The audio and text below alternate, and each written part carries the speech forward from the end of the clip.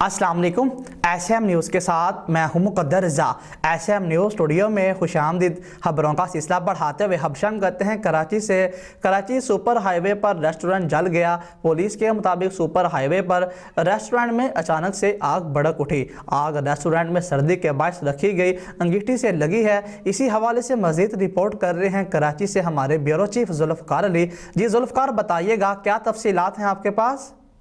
जी देखें, ये Karachi super highway का इलाका है जहां पर रात के एक रेस्टोरेंट में अचानक आग भड़क उठी, जिसके नतीजे में रेस्टोरेंट जल गया।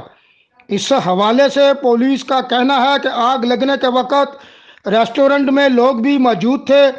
रेस्टोरेंट इंतज़ामिया ने अपनी मदद आप के तहत आग बुझा दी। आग के बायस खुशकिस्मती से कोई जानी नुकसान नहीं हुआ।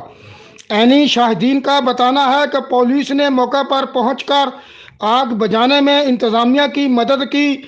आपको बताएं कि फायर ब्रिगेड ने आग लगने के इस वाक़े से लाइल्मी का इजहार किया है।